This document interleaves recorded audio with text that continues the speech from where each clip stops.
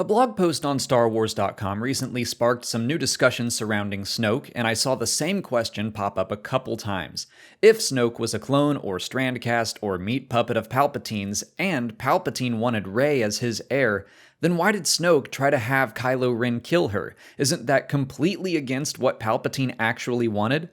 Look, I already know people are going to get exasperated in the comments over this, as if I haven't always been answering these kinds of questions for all eras of Star Wars and not just the sequel trilogy, but because it's the sequel trilogy, how dare I try to rationalize anything about it? I'll tell you right now, I was not a fan of the Palpatine return from the second we heard him in the Rise of Skywalker trailer. All the Snoke and Palpatine stuff in the sequel trilogy is overly convoluted, and anything I say will be me doing my best to make sense out of what's presented to us. I won't argue against that. But I've been answering questions exactly like this for all eras of Star Wars since I started this channel. Convolution is not a sequel trilogy problem, it's basically a staple of the franchise at this point.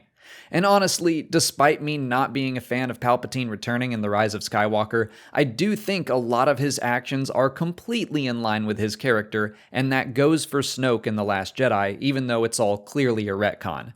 Palpatine basically wanted to use Rey as a vessel for his spirit, but I don't think she was the only option. I think Ben Solo would have worked just as well, which is why he used Snoke to manipulate Ben's fall to the dark side.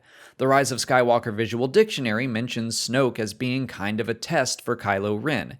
Even though he wasn't strictly trained as a Sith, he still had a master that he was meant to overcome and kill. I think Palpatine was invested in both Ben and Rey. I think they both would have been suitable vessels for his spirit. It makes sense considering they were a dyad in the Force, even if Palpatine didn't know that. I think he was purposefully pitting the two of them against each other to see who was more powerful.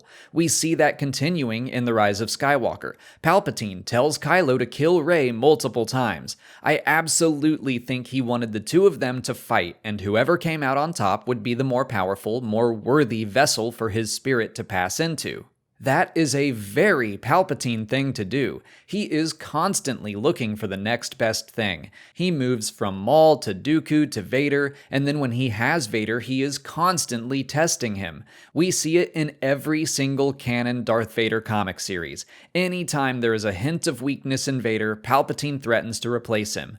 A major plot of the Kieran Gillen comic is Vader having to fight and defeat several potential new apprentices as punishment for the destruction of the Death Star. The very first arc of the Charles Soule series is a test. The Lords of the Sith novel is a test. In the second arc of the current Greg Pak run, Palpatine leaves Vader for dead on Mustafar, sends Ochi after him, guides him to Exegol, and there reveals that he could easily be replaced.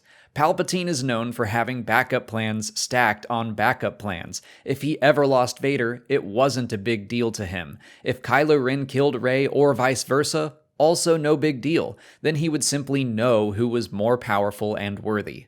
When Rey shows up to Exegol and he says he never wanted her dead, I see that as a flat-out lie. He didn't necessarily want her dead, he just didn't care all that much if she died, because that would have just solidified Kylo Ren's place as his heir.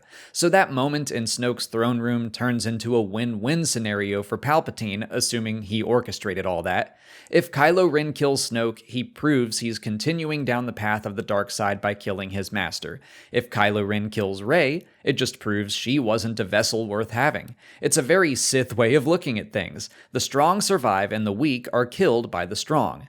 Does this make the Snoke and Palpatine elements of the movies any less convoluted? No, this isn't me trying to, quote, forgive the sequel trilogy movies for the stuff that made me roll my eyes, but it is me giving the same courtesy I give to the originals and prequels. If something doesn't quite make sense, let's look into it. Let's see if we can find an answer that does make sense, and in my opinion, this does. Palpatine was treating Rey and Kylo Ren the exact same way he treated Vader or any other apprentice he ever had. Deadly tests to see who was the most powerful and the most worthy. Rey dying was a possibility that Palpatine didn't mind at all, granddaughter or not.